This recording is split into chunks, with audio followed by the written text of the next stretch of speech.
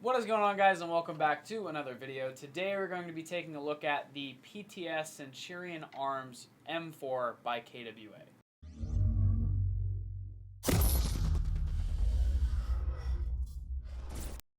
So a lot of you guys might be familiar with KWA's ERG rifles. They were awesome guns. They had great recoil, they had the bolt stop function, and everything like that. This gun, though, is in partner with PTS, so you do get a lot of added benefits with this one in comparison to the old KWA rifles. This gun still utilizes KWA's recoil gearbox.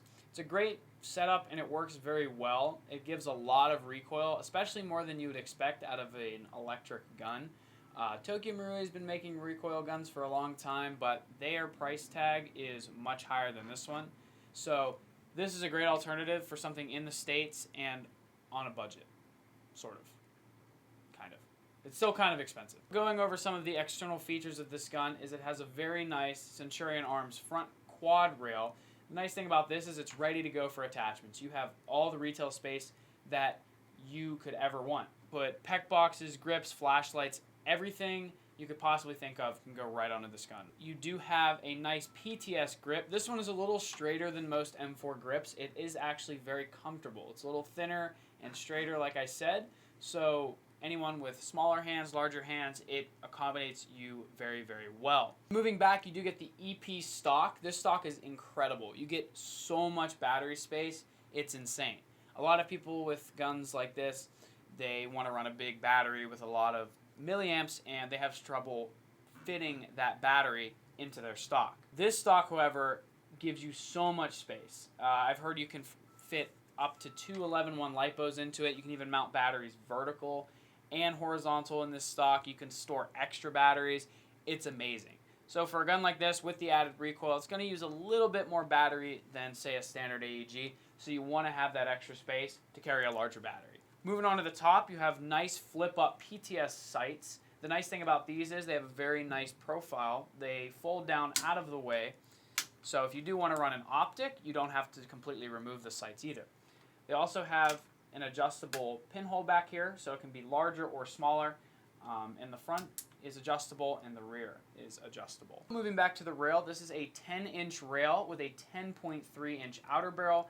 This is an awesome platform if you play indoors and outdoors, because if you play indoors, you don't want a large carbine-sized gun, but if you go outdoors, you might not want a very stubby gun. This rail is right in the middle, so you have enough barrel length to be outdoors, no problem, but a 10.3 isn't very long, so you can take corners and play CQB very, very well. The only problem with this gun for indoor CQB is it shoots 400 feet per second. We did do a chrono test of this gun. It does in fact shoot 400 with a 2.0. Unfortunately, that's a bummer because this gun would be awesome indoors. Speaking of FPS and how the gun shoots, this gun does have a rotary style hop-up unit. It also clicks into place, unlike a lot of hop-up units where they just feel like they slide. So this one's awesome because you kind of know, like, oh, I need 3 more clicks, 4 more clicks, something like that. It also is a little bit of reassurance when, you know, you adjust your hop-up and you don't want it to back off or do anything like that. So the fact that it's a rotary style hop-up and it clicks into place, your hop-up will be set in stone. So another really cool feature of this gun are the magazines. The magazines have a lot of neat features that most mid-cap magazines would not have.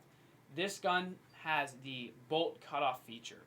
So this magazine has this right here, which feeds every single BB in the magazine. You also have the ability to switch from 120 rounds to 30 rounds at the flip of a switch right at the bottom of the magazine. If you want to play a Milsim style game or you just want to run standard mid-cap magazines, this magazine has the ability to do so. It's also an EPM, so they're super durable and just honestly one of the most solid feeling magazines besides the OG PMags. Probably one of the more notable features of this gun, besides its recoil, is the fact that it has a bolt stop function. The bolt stop function essentially means when the magazine runs out of ammo, the gun will not fire. You'll get like a dead trigger, like you have no power going to your gun. And what that is essentially telling you is you're out of ammo in your magazine.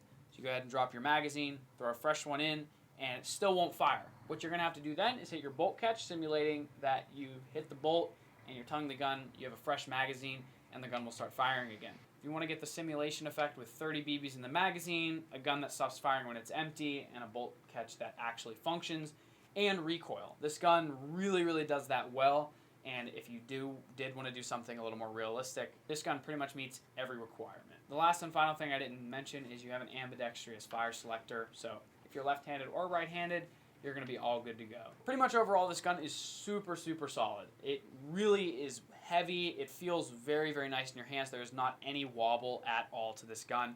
So if you really are looking for a realistic, more affordable than Tokyo Marui, high quality and solid built airsoft gun that has tons of features right out of the box, this gun's going to be great for you because it pretty much meets everything you need. If you are interested in picking this gun up for yourself, it is available at our website, www.ampedairsoft.com. It'll be the first link in the description. Go scroll down, check it out, leave some feedback. If you guys have these, love to hear, what you guys have done to them, just anything, throw it down in the comments and tell me why you like this gun, if you get this gun, if there's anything else that you'd want us to take a look at, please just let us know. We love feedback and we really appreciate it.